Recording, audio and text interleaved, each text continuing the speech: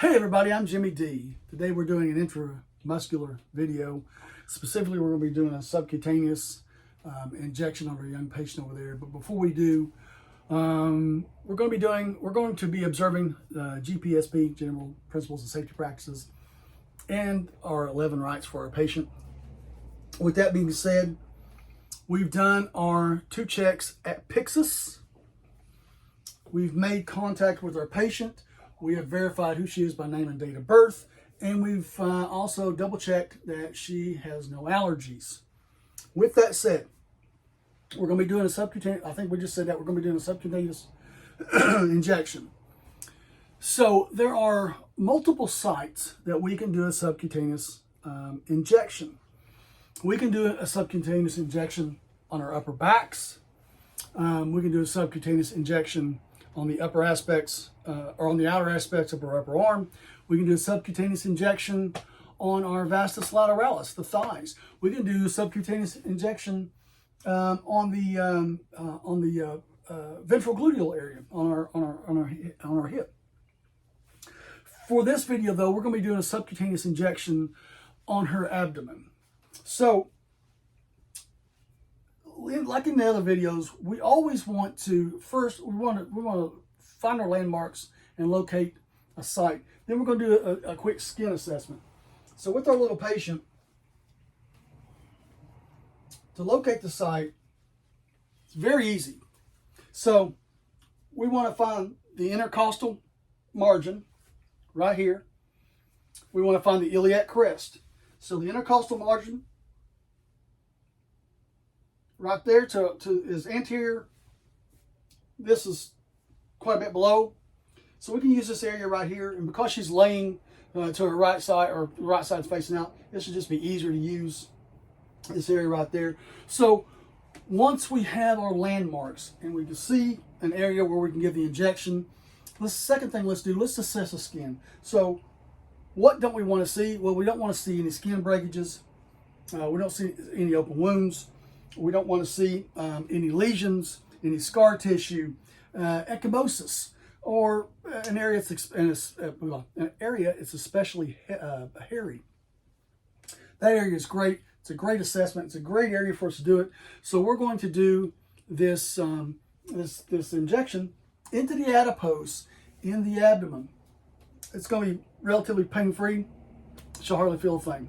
So once we've used our landmarks and we located the site, and we have assessed the skin, we got good skin tissue there, no breakdown. We're going to wash our hands, put on our gloves, and we're going to prepare our site with our alcohol pad. So once you pick out a spot, so we have a fairly large area, we can just pick out a spot, use our little alcohol pad, start at the injection site, and in a circular motion, work your way out. Throw the alcohol pad away. So again, we've done our third med check at bedside when we verified our patient. Our syringe is already prepared. So from this point, using the OK, we take the cap off, locate the bevel, and get ready for our injection. So, a couple of things here. Subcutaneous injections can be done at a 45 or 90 degree angle. On our patient specifically, I'm comfortable using a 90 degree angle on our patient. She has a medium frame, medium body build. There's some adipose tissue there. I'm comfortable with that. If our patient had been a 98-year-old emaciated grandmother, with very little adipose tissue, we would consider using a 45 degree angle, if not a completely different spot. But I'm very comfortable with this, so this is what we're going to use, 90 degree angle. So again, we prepare our site. We let our site air dry, bevel up, and again we want to use a darting motion, right? So we hold our syringe in place, slowly inject the medicine.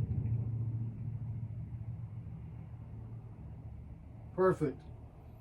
remove the syringe at the same angle that you put it in and remove it rapidly. Boom.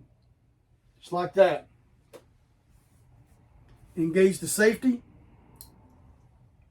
And into the sharps she goes. Take a little Band-Aid. Put it on our patient.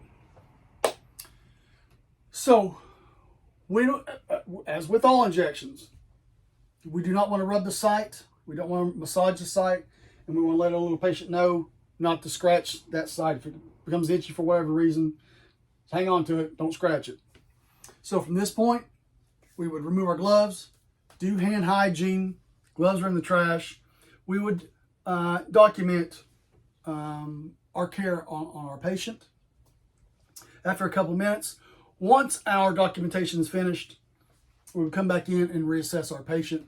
As long as there's no reaction from our patient, adverse reaction that is, as long as there's no adverse reaction to our patient, we would give her her discharge papers and out the door she goes. All right, everybody. This has been Jimmy D, ma'am. I'll see you in class.